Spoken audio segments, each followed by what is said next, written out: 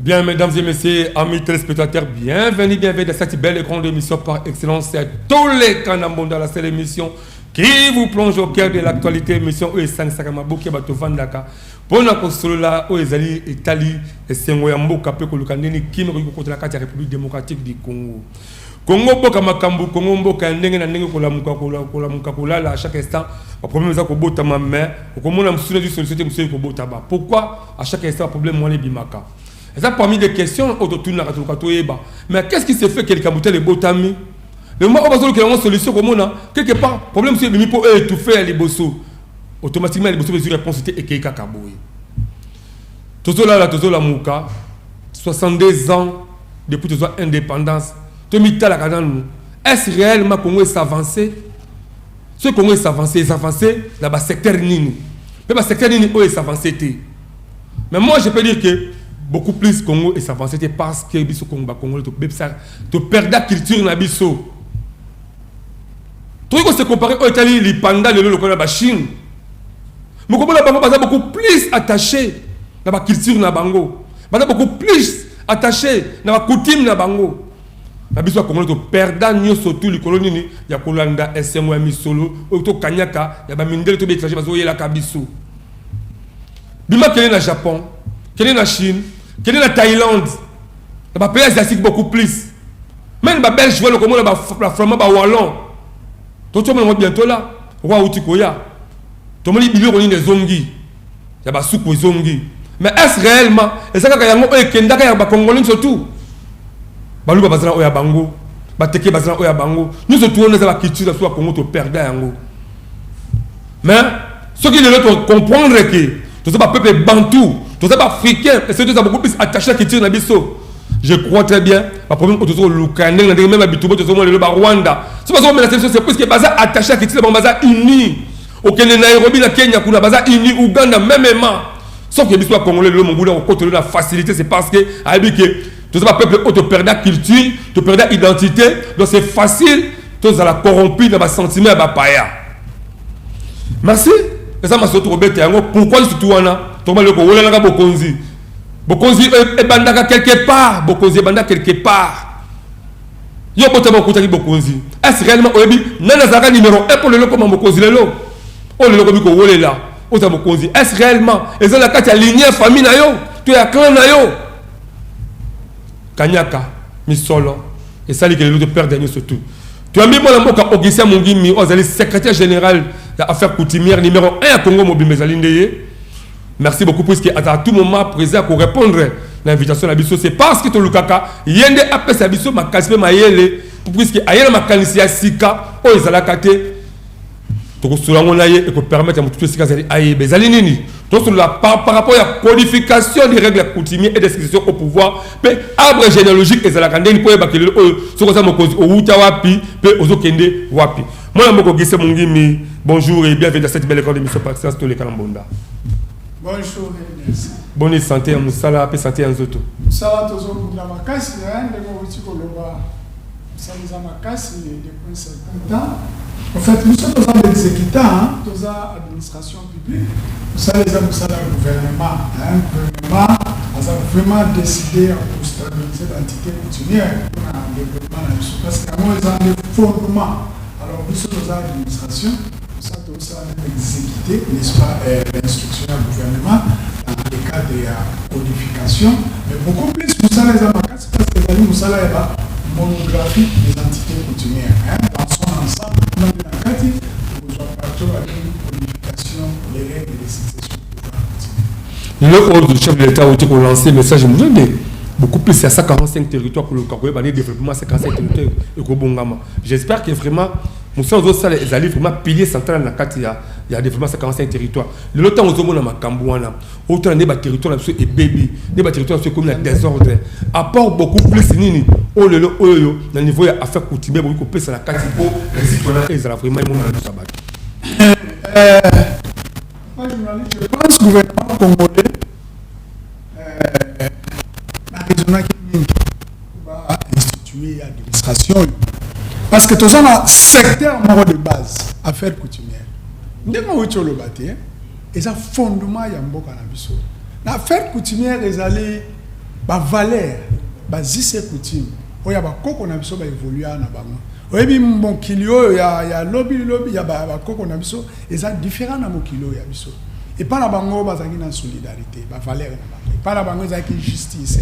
Et pas la bango bazaki donc aux hommes na bazo vivre na courtoisie, makambo nyonso intérêt nyonso ba bande ko pesa na moto.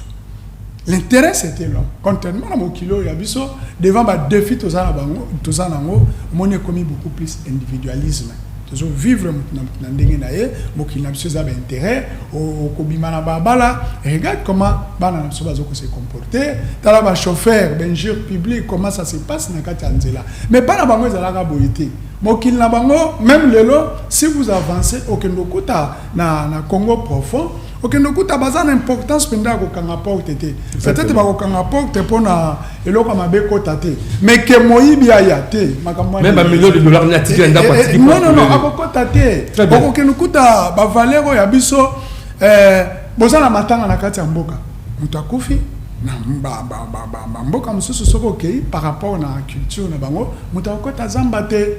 Pourquoi bazo lelana ndeko na bangwana bazo importance nanu ezana mutu donc tu dois considérer vraiment qu'il y a problème dans les alliés ba ko kendete contrairement lelo soko tali différence OK ina gombe matanga ezali ce sont des connaissances qui arrivent mais soko poussana na bamboko ya biso c'est tout le monde ça concerne tout le monde donc voilà un peu ba valeur alors na ba valeur wana nyonso ya ba koko na biso ba gardien nango en son temps ezalaki o ba bengi chef coutumier bangonde musale zali pona ko batela ba valeur wana ko éduquer biso les valeurs ancestrales ko encadrer biso na par rapport na ba valeur wana alors avec l'évolution ndenge to bandi ko évoluer ba problème est commis et belé na ba chef wana baza en fait bangonde bazali to bazali ko sauvegarder ba valeur na biso. On a une importance à ma chef coutumier, au Tozanango, Namokilio, et Zokende, en pleine imitation. Et nos enfants, moins de pépins, Tozondima. Tozobanga, lobby, Tokota, Tamusoso, Mabalaya, Mobali, Namobali, ainsi de suite. Alors, Bango, ils sont là pour nous faire voir. Non. Oh, il y a bisoté. Oh, il y a bisoté. Oh, il y a bisoté. Ce sont ces valeurs-là. Alors, ma valeur, on a malheureusement, papa Alain, ils ont une moralité. Et ça qui est une oralité, et ça qui est écrité. Alors, le gouvernement a besoin aligner beaucoup plus au vu de tout ce que nous sommes en train de voir aujourd'hui. Non seulement la valeur on est comme Kobunga, au monde a un gardien de coutume, on a bomba, règle wana, lobby, nzamba benye, nous sommes mais aussi le chef coutumier, on a très menacé les lots, tout ça, les banquettes, tout quitter par-ci par-là. Tantôt, makamusu ça n'était pas na bango moko. À son temps, bazalaki famille qui a 20-30 personnes, les lots familles commis à 1000 personnes. Et au moment on a 4 à 1000 personnes, on a sous 400, bango nous sommes dans la succession et succession wana, n'est-ce pas, économique créer problème ya koela. Le gouvernement n'a besoin pour stabiliser nyonso wana na ba chef na ba valeur, après ça qui instruction pour les lots biso ba tout total ma affaire coutumière ba exécutant il y a ba décision ya gouvernement to tchawo ba bengi beaucoup plus ba monographie il faut que tu ba monographie na epsa ki mbaleleki na RDC to za na 261 chefferies to za na 6095 groupements au-delà de 88 000 villages et ça défi munene ya relever donc il faut chaque n'est-ce pas entité coutumière a sa monographie na monographie kuna ezali nini papa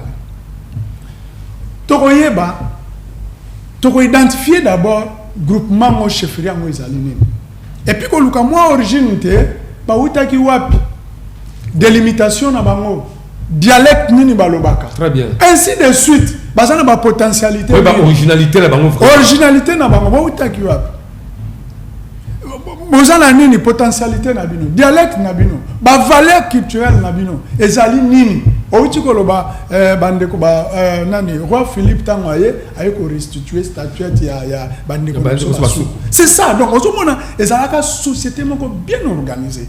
Alors avec Mundele Tangoye abi non pour mieux gagner, il a voulu d'abord nous effacer hein oya bino ezakisi au moins na enseignement ya lelo hein batebelo coutume sorcellerie non coutume eza sorcellerie coutume eza ba valeur wana ya bakoko na biso wana oyo lelo nous sommes appelés avec nos études monographiques to sala bana baba na pe kutan parce que ceux qui déjà bozana 6095 n'est-ce pas monographie voilà il y a ba entité coutumière pourquoi pas bana baba na kutanga ba yeba baza na histoire tala na famille cheval tel Mokonja bandaka tel, oyazali 6e chef, oyazali 9e chef, chef wa salaka boye, qui poni na bangi kendaka na bo papa, ainsi de suite. Donc, nous voulons vraiment mettre de quoi ça, des monographies des entités coutumières avec la réalité na bango nyonso mais kuna na kati ne ezana parti moko mutuya oyo babengi codification ya ba règle ya succession. Codifier c'est quoi? Ezali ko sangisa. Ko réunir hein omoni babengi bazise coutume chaque entité bazana ba valeur na bango bazise coutume na bango mibeko na bango ba usage na bango alors ça crée une disparité wana et ça permet de tendre na ucholo avec l'état. Nous voulons maintenant les mettre ensemble na mukanda to codifier de façon et comment hein to réunir ango donc la oralité c'est ça qui tout y était mais pas des gens na maïmaïe la koyeba que maintenant il y a ça il y a l'écrit maintenant il y a l'écrit to tchangwa l'écrit ba règle nyonso ba valeur nyonso wana et pas la biso ozwa mukonzi ko bokonzi witaka boy et pas la biso pona n'est-ce pas ba de choix mukonzi ba witaka boy et pas la biso posa la candidat et witaka boy nyonso na to tchangwa na mukanda c'est pas bibi 3-4 candidats qu'est-ce qu'on peut faire pour qu'est-ce qu'on peut faire ba koko na biso banda ko sala nini et banda ko lekande nyonso wana to codifier to remire ngo na mukanda de façon comme une référence na bango na biso l'état pour na ko éviter pour mbula materne na biso de na ucholoba ba pesi biso ba instruction ba lingi makambo ba conflicter est-ce que c'est tout le monde question na katika balobana pour to continuer kaka est tant que ça la codification vous ça se référer d'abord à la règle coutumière que ça depuis kala ou vous créer ba règle monsieur sika aux la quantité ba règle coutumière ba créer akate c'est ça la ligne et ça les références comme obligatoire de Panama. Je vous donne un exemple papa là balobe pana biso to ça va matriaka coutume na biso moi na kenda ke pa noko yo ko corriger mon ndenge biso ko corriger mon pour tout ça on appelle le robot là que ba ça ba matrice linéaire ben au moins que ah oui tu côté papa mais soit disant comme le chef de mais justement il y a un autre test que besoin se référer à la règle coutumière des hommes vraiment na mo l'état na biso limité très bien mon boulot ne soit dans ce monde. Je sais que parfois et comment ko benda oh l'état oh famille mais ce qu'on continue à bosser c'est beaucoup plus en réalité on est à la base à makambo ebele d'où pour na mbula matadi na biso il faudrait to yeba parce que ce qui to yeba na nous c'est pas nous c'est pas l'état les en famille donc to kita na 6095 groupements to kita na 261 chefferies ainsi que na ma village na bango to tout na bango boni et pas na bino. Donc, il y a information à partir à source. À la source. Et pas là-bas. Les attaques qui sont créées. Il information à partir à source. Il faut mettre maintenant par écrit. Voilà. Tu numérises et comme il par écrit, comme il référence. Très bien. Ok, yo, papa journaliste, Olingo Yeba par exemple, groupement, n'a pas si Kimbe. Ou bien, chefferie Kassorolunda. Voilà. Vous voyez, Olingo Yeba, chefferie Mwenjila. Malamoko. Donc le groupement Ngouma. Malamoko tango otali au fongoli page c'est comme makambo ya groupement Ngouma izali okoyeba makambo na ba nyonso ba délimitation ba potentialité historique na bango ba dialecte population ni ezali kuna bazala banane mais aussi okoyeba na Ngouma telle famille tazwa ki bokonzi 6005 vraiment bokolonga yango papa Christian gouvernement na biso a décidé oyebi ki ba service na biso ezali à travers le pays na niveau ya ba secteur tout ça déjà dans l'antenne. Dans le niveau, il y a territoire, tout ça dans le bureau, mais dans la province, tout ça dans la division provinciale. Et puis, bisous dans le pouvoir central, on a des experts. La quantité, il y a au Monaki. Beaucoup plus de ministres, beaucoup plus il y a fonction publique. Il y a des jeunes cadres. Nous avons vraiment des jeunes cadres. Nous avons des sociologues, nous avons des juristes, nous avons des politologues. Tout ce monde-là, nous sommes là. Et les jeunes sont déterminés. Ici, tu as lancé la fois passée atelier pour la restitution. Il y a Moussalo et Salama qui a chef à Irumu, qui a Ituri. Et aujourd'hui, depuis le 9, il y a expert dans Zamba.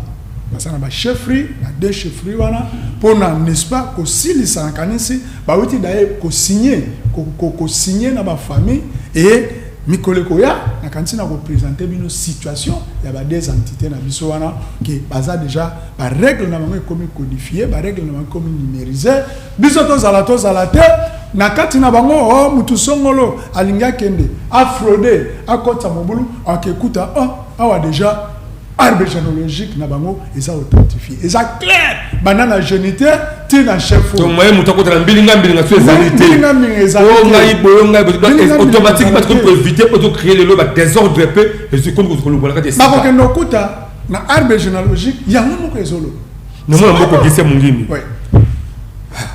vraiment dans si la d'abord qui est aux allemands moko gise mungimi aux alliés secrétaire général aux affaires coutumières sur la par rapport à la codification des successions au pouvoir na faire authentifier arbre généalogique parce que il y a des alliés parmi les problèmes ils ont créé des zones à Katia Mboka Congo mais quand la dernière émission à 6095 groupements plus de 261 chefferies il y a belé wala le au ba promesse ndenge na ndenge zo bima chaque instant mais niveau on va se makambo et ça niveau au ce qui te pèse te mi pèse to mi continue vraiment la souci si le mona bango to faciliter bango tâche wana o to za mobulu na mboka ya ko wela ka bokonzi e ko longwa mais les problèmes sont zali nini taka na pa na bino mona mboko kisa mungimi na musala munene o kamati kulusu ya ko kumba ya ko luka pour ko luka ko sala makambo e mona na miso bato mais kaka la kati ya bino mo ba l'état eza misumingi bazo chama boko la kati ya ba kati ya ba chefferie na ninga ba kanyaka pour ko bimisa oza na esika te akoma na esika pour a bénéficier bisika wana tango zo mona makamiso tout wana le mona mboko kisa mungimi quels sont des retombées au besoin s'entendre que papa va démarche au boko ça la boko gagner nango facilement oui mais biso to kei eza différent muto akei gouverneur akei ko ça la consultation accueilli comme mener banquette ya succession au pouvoir et siga vacances salamé na biso to kei pona to yeba coutume na bango très bien to yeba ba usage na bango to yeba ba pratique na bango et puis to codifier yango là vraiment c'est toute la famille to sans ça toute la famille mais on dit ça biblia ndenge akanya mais vous croyez on peut savoir accès facilement famille aux pas empêcher biso te qui va nous empêcher nous on sera à la famille na kanisi ko mona bilili famille bango moko ba fandi tout le monde ba fandi tala bango wana tozo bazo solo là oui ça biso boni bino ma solo kitoko ça se passe très bien et on peut ça biso makasi d'ailleurs nous ça nous encourage parce que ninga ucholo ba conflit parfois za bango moko au moins cadre nini quoi ça arbre généalogique est clair tango bandi ko examiner ngo ozomona pouvoir bandaka ko kena bo papa na bo papa le long mutu moko abimi parce que ça homme fort ou bien suite à l'intérêt moko boye balingi ba influencer ba ke ko zo à côté ya bo maman mais ba règle na bango elobi bo moté donc en ce moment là déjà tant comme une référence à mutu nyos tant ba ko memaye ba lobi ba kotisa ya azali n'est-ce pas neveu ake na pouvoir eza patriarcat en ce moment là ba règle et ko kangaye arbre généalogique et ko kangaye donc bitumba toza ngo ya makasi ça d'ailleurs bato yo l'état tcha ils ont beaucoup de difficultés les lots nakanisi ba la plupart ba conflit nazo ko enregistrer et puis musala ndenge tozo ko sala sur terrain constat ça mais naba oyo loi na biso pesa n'est-ce pas mission ya OK mener banquette de succession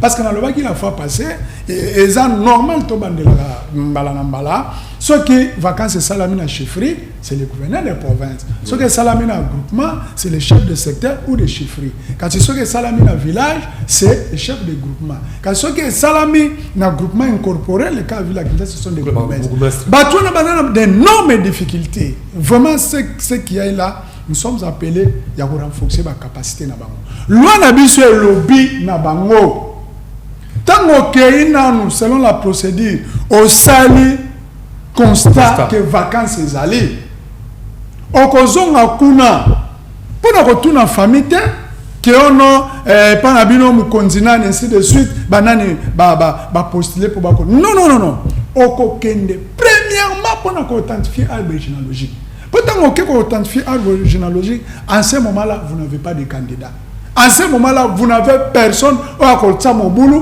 parce que jusque là bino boza kunate boninka boye ba famille arbre généalogique na bino c'est comment ba règle il y a succession ezali nini qui bo konze kendage pa ya nani tant aussi ici na famille aussi ici na bango pona ko authentifier arbre généalogique olobi na bango bandeko qui bo konze l'état lobi za ya bino c'est pour vous c'est pouvoir bino ne bo désigner chef mais tala nani boko na bino que dans la rencontre ya loi te pour loi na biso lobby et puis c'est l'incompatibilité voilà ngai fonctionnaire boye na ko comme chef te militaire magistrat ainsi de suite toi ça la musala parce que chef coutumier azali autorité territoriale il faut ça na mboka na ye d'ailleurs ko bima chef coutumier na mboka na ye so ka so sala déplacement il y a un mois il informe son autorité hiérarchique mais ce qui il y a plus d'un mois il y a une autorisation préalable il y a autorité hiérarchique naïe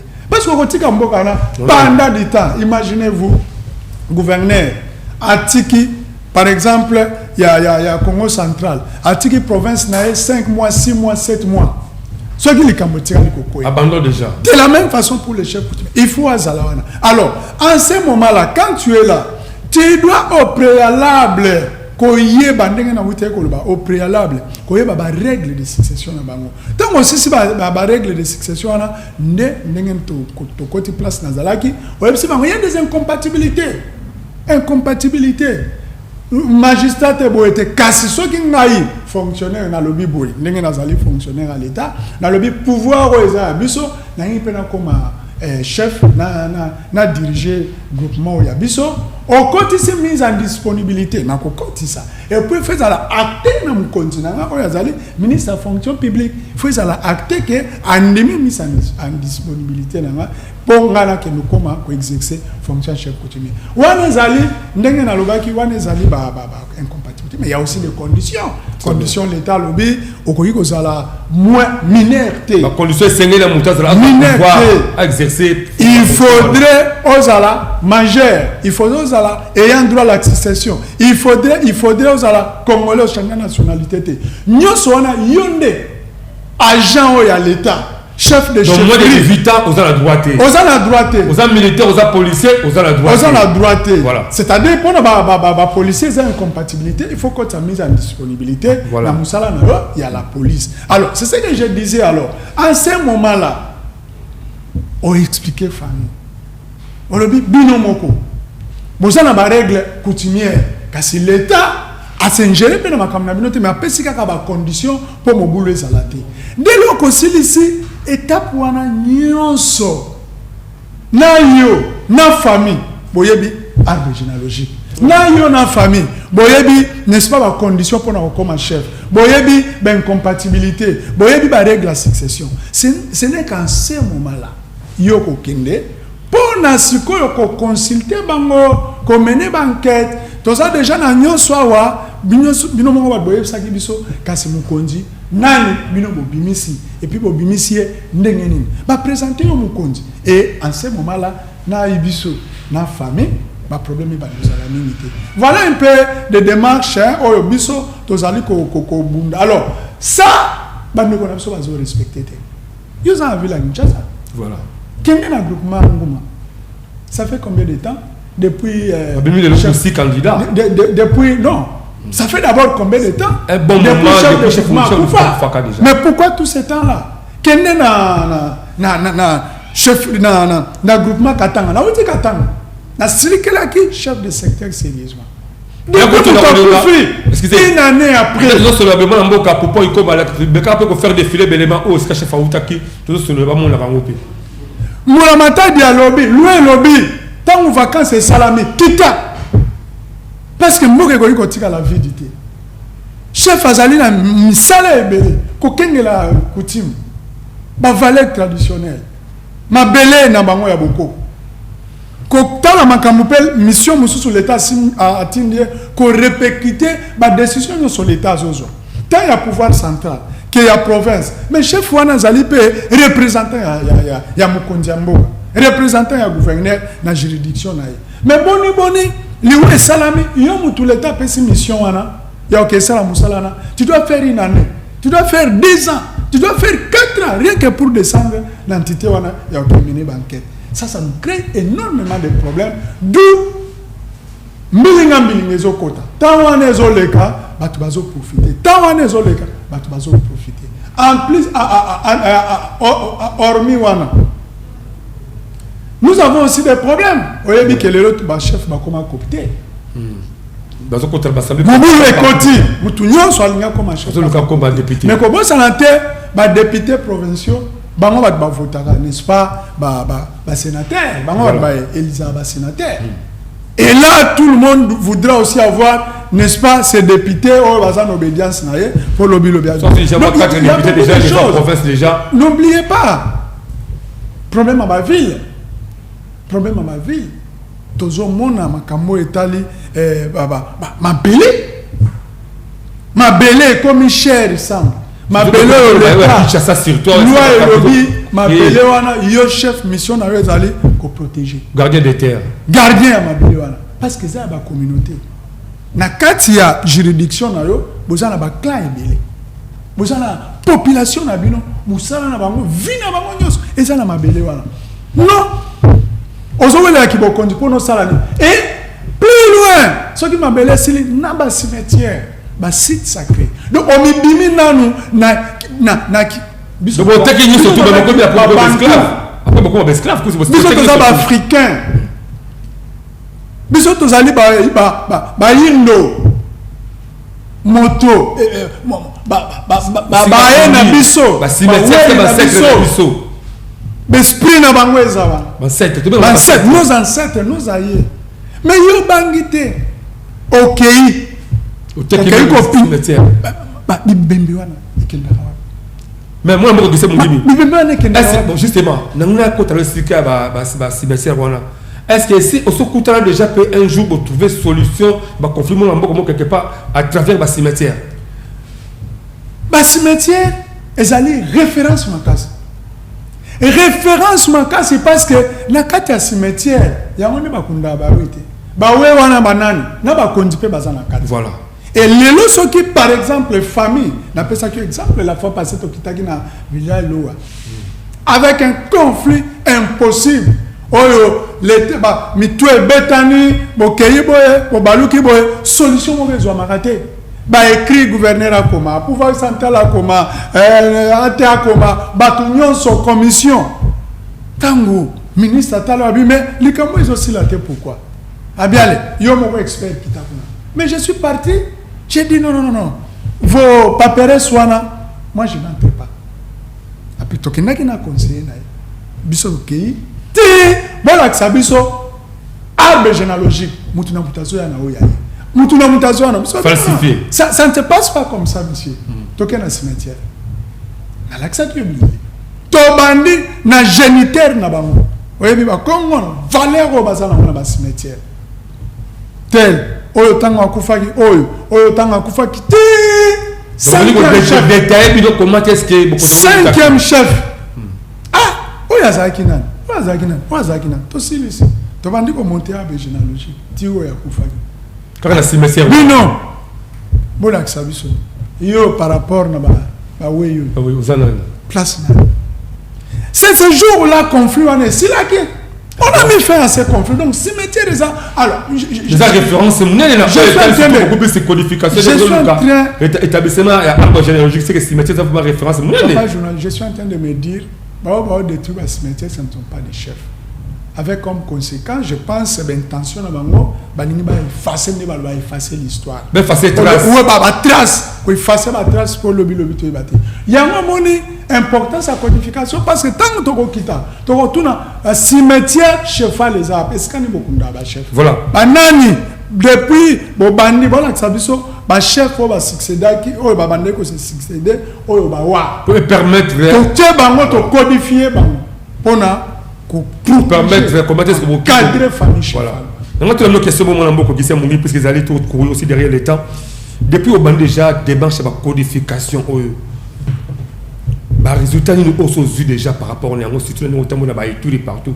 Quels sont les résultats positifs aux yeux par rapport à ce que y a bien monté ma je vous dis, pour ma famille cheval, ma famille régnale, c'est une fête. En tout cas, au gouvernement, la biso kani seli biso, tu vas la protéger. Et puis ma famille mingi bazama victime.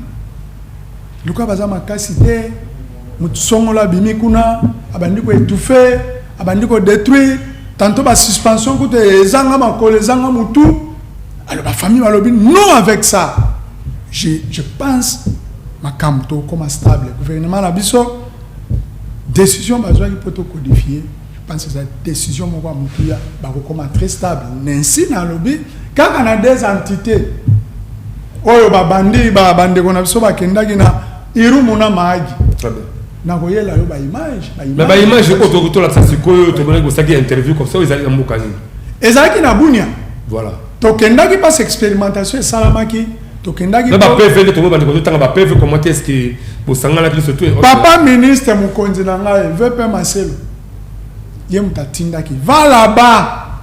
Le quoi l'expérimentation est allée. Kende qu'on lancer atelier voilà. Très bien. Atelier où il y a appropriation, il y a présentation, vous savez salamagi na ba famille. De façon que bango, expert na biso ba kita sur terrain. Na minute ba sur terrain depuis le 9 na longwa kuna. Bazana magi, bazana irumu avec les membres de famille. Bayambi ba qui toko. Ils sont en train de travailler ensemble. La famille va s'appeler Makasi, Nakanisi, Tokoye Labino, des chantiers de la codification ainsi que la monographie et l'entité coutumière. Mais Tozo Koba. Merci.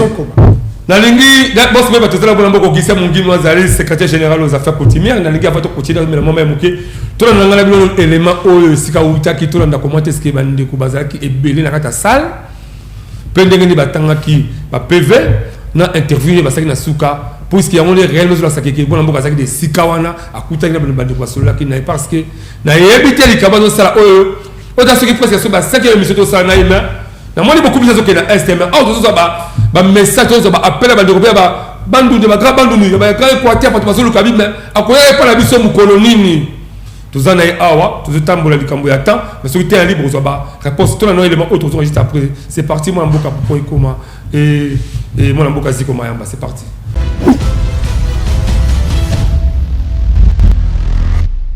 Procès verbal de validation de la codification des règles coutumières de succession et d'établissement d'arbres généalogiques. L'an 2022, le 5e jour du mois d'août, nous retournons au Kwaro IP 3 Jean Foster, route au Bino, de la chefferie de Warpalara. La famille régnante de la chefferie de Warpalara, les gardiens des coutumes de la chefferie de Warpalara, ainsi que les notables de la dite chefferie. Considérant que les conflits de pouvoir coutumiers constituent un des fléaux qui rongent la vie harmonieuse des communautés locales. Conscient que la chefferie de Warpalara occupe une place centrale de par sa situation géographique et la tradition à Lourdes qu'elle incarne depuis la nuit des temps dans les territoires de Maki. Prenant à témoin les ministères de l'Intérieur, sécurité, décentralisation et affaires coutumières.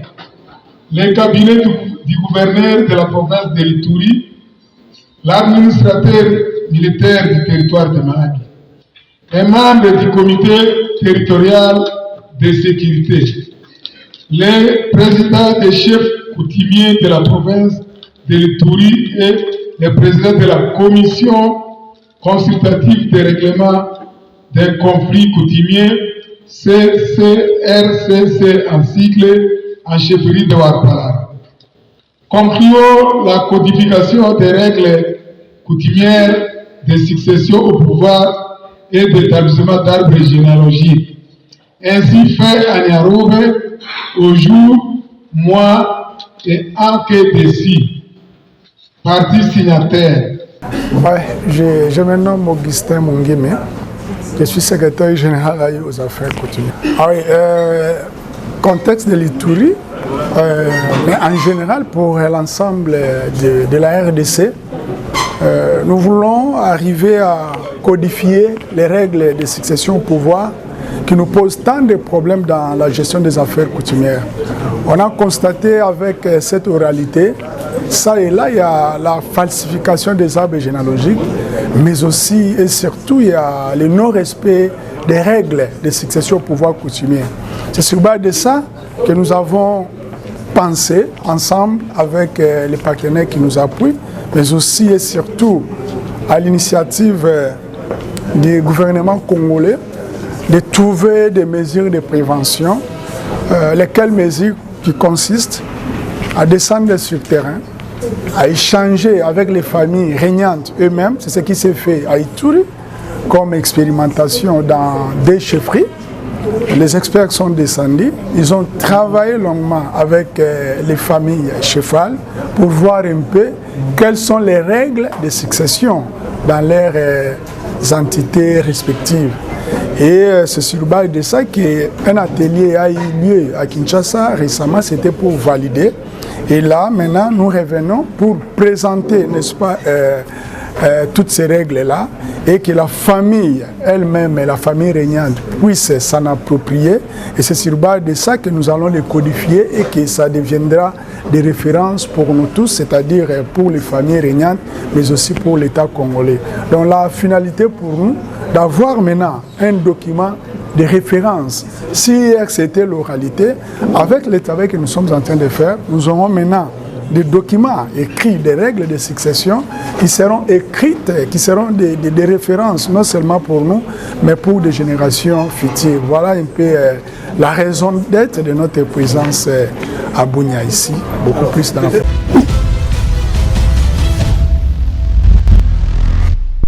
Derrière tout ce plateau exceptionnel de votre belle et grande émission par excellence, c'est tous les Kanambon dans la seule émission qui vous plonge au cœur de l'actualité. Moi, Namboka Daniel Sasselo, na soldat derrière ma casse, secrétaire général, il y a affaire coutumière, il partout, mais partout, partout.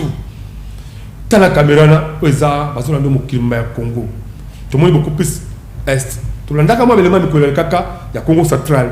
Codification aux autres ni les bandes que ma professeur Batiké pour s'attendre nous connaissons on quitte la banque peut pas Luka de manière que banque la oralité ba ko kotana masi masolo aux autres ba mboka mo la lelo ya Congo na ngina rassurer bango que to sala ba monographie ba entité coutumière na ba chefferie nyo so RDC na ba groupement nyo so RDC na ba village nyo so ça musala gouvernement perception mais nyo so ça planifier wana ezali échantillon to cibla qui bantité wana lokola échantillon surtout kuna matata zamingi na Ituri nous avons pensé to kenina lokuna to échantillon total la boni makambo ezlikana kuna par rapport na pouvoir. Mais est-ce que est apporté quand même une solution parce que kuna beaucoup takita que faux chef na ba vrai chef venez za ko mingi OK vous trouvez pas solution par rapport à la codification que ndaki nango. Oui dans lobby et salamé expérimentation ça a deux entités. Il y a pas de problème. Et tout ça, nous tous sollicité parce que voilà. Arbre généalogique et Zali. Très bien. Et Nakanissi Mikolegoya, tu peux présenter. Très bien. C'est ça. Tu peux présenter dans son ensemble. Tobandoya, les sous-soutés parce qu'il y a une généralité. Très bien. Mais cette fois-là, Tobandoya, tu as dit bon, tu as eu chefferie du Rumu. boni ba uta wap minokoni ne loba makuna population ezali boni délimitation ezali boni ba règle na bango ya succession ezali ndenge nini wana tozokende point par point wana sikoto koti na profondeur ya masolo na biso mais tokosala yango à travers la République. Mais musala makasi yo ndimi ko kamata lelo mokumbo yo ndimi kulusu oyo okenango depuis kale sala makati bien ndimi ko zo yango. Est-ce que okokoka vraiment charge oyo ke le Congo histoire no etikala que voilà ce que le Congo comme kimia par rapport à la règle coutumière, c'est grâce à Augustin Mungim. On a vraiment mon thème alors aussi parce que okuta ba sende zanzela ba ngombe zanzela ba ebiba les zanzela ngelo balini ba kokoso ba mikakato ba linga kate bola mwezala. Est-ce que okondima ko affronter ni pour réussir yango dans le lobby secteur au Yabiso, tu dois avoir des nerfs solides. Qu'est-ce qu'on ne voit pas? Le trafic d'influence. Bango moko ba famille. Makambo bentere. Makambo nyonso ba chantage tozo vivre. Maintenant oui tu voyais ça. Musalo eza ya mwana moko. C'est le travail du gouvernement. Je ne suis qu'un exécutant. Le gouvernement a décidé. Alors désormais nous voulons avoir des monographies des entités coutumières. Nous voulons voir la codification des règles de succession au pouvoir coutumier. Ça, c'est pas nous. Je ne suis qu'un exécutant. Le gouvernement, oui. Les institutions publiques, et puis, parce que biso toza bato, mais l'administration est ticale. Le gouvernement n'a pas ticale. Aussi longtemps, mboko ekozala mboko. Aussi longtemps, l'administration n'a pas l'administration n'a pas parmi les salariés pesi bango, ils allaient continuité, n'est-ce pas, que sala nyonso gouvernement n'a pas senga na domaine où il y a affaires coutumières. Les hommes passent, les institutions restent, les alliés peut-être le baraka ya voilà puisque tant que sala musala comme tala kaka teke, ndako na to kaponga la pour ça institution la commune ngonga o la na kufala buka ya moté. Il fallait qu'on tika on niveau o ba koya, ce que ba ko bakse comme à 2-3 niveaux, ba bakse kasi ba ça peut batamale le ko la bilo. Moi na mboko gisa mungim. Ya bi kezali espace zo kelisa ba problème na ndenge. Masolo ko za masolo kutu. To sala ngo émission moko il faut les émissions des émissions. Kasi tala no caméra wana. Na yebi ke liboso na bamboka mingi pe le quotidien ba kokoso, kokoto okota, tant ko zongisa ba na zela mingi ba ko ba problème. Mais quand on se l'a bandé qu'on sikoyo oyo basa ko simba ba pouvoir continuer ni nous senga na bango pour la faciliter tâche de manière que musa ozo sala et une réponse mo favorable tant bango sur bon pour tout chiter déjà. Oui vénérable chef coutumier musalo eza musala na bino eza musala na biso. L'État a décidé de valoriser le secteur na bino, de encadrer le pouvoir na bino à la stable. De musalo ezo salama tous en posa biso na bino tous en bomoko bino na gouvernement congolais na cadre ya musalo tozo bandala ba monographie pe ya codification ba règle de succession tous à la bomoko politique à la histoire parce que bino bokutaki c'est-à-dire quoi biso batutole kanaka kasi ba oyo ba ko ya lobby pombila ngambilinga ezala te comment ba famille chefal na bino bozalaka 30 bozalaka 40 lelo bokoma 1000 bokoma 2000 5000 ça nous crée beaucoup de problèmes pour la succession. Or déjà ceux qui sont allés dans la référence le gouvernement a besoin de senga na kanisi na ba entité coutumière na biso na kanisi pouvoir coutumier na bino et vous allez stable ndena 5 bino ensemble bo sangana bon pesa bon appuyer le gouvernement congolais parce que nous sommes les alliés au gouvernement congolais bon appuyer le gouvernement congolais bon faciliter les tâches tant que expert au gouvernement congolais au Tinda na ba village na bino na ba groupement na bino na ba chefferie na bino bon faciliter bango bon la kisabango ndenge nini ki bo konzi na bino ezali bon la kisabango ba limite na bino population na bino ba dialecte na bino nyonso ba origine na bino parce que nyonso wana désormais mikoleboya ekotika na mikana na kanisi bandeko na biso EPST bazolanda biso to lingipe tango to ko avancer na ba monographie bana na biso pe babanda kotanga très bien babanda kotanga c'est de l'histoire et ça ba valeur na biso o to zo négliger lelo on a pris des racines to yebite qui sommes-nous aucun hôpital boye ndeko na la fois passée à 3 reprises quand ça me conduisait passé pauvre agent quoi, pauvre directeur à quoi, m'bang mon hôpital.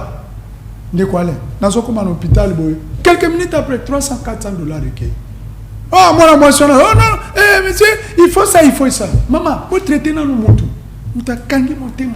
Vous avez pas valeur dans le sauté. Bakoko nabiso, c'est l'homme d'abord. Naboko nabiso, moi, n'a pas parlé Kazala Gite. Naboko nabiso, moi, la maman Koulouta Zala Gite. Naboko nabiso, papa Koulouta Zala Gite. Cousin, ainsi de suite. Bazalaki na bo moto, bazalaki na bo moko, et puis nyonso, ba valeur na bango nyonso wana. Soko landia malamu. Nyonso ezalaki pona mutu azala malamu po mutu nde yende babande kopesa importance mingi contrairement à lelo baso tozo mona isusu bande kona biso valeur avec toutes les conséquences au tozo vivre na société na biso. Voilà, merci beaucoup comme vraiment la souka émission bombolandi ke na yaki te pona loba mingi mais na yaki na même ba question e ko permettre mona mboko kisa mungimi aza biso ba valeur na importance ya codification. Pourquoi codifier? Pourquoi que la oralité va le niveau moqué et comme la valeur pour le créer un problème. Et ça m'a autre sans mon côté. Si on peut le loter. Mais j'espère que le corps toujours pour répondre à l'invitation de la biso. Tu continues toujours la carte émission autour de la monde. Il y a des années et maman émission Oyo. Beaucoup de histoire, il y a ma culture, la biso, peut-être coutume la biso. À travers mon amour qui s'est mon guim, ni par ailleurs.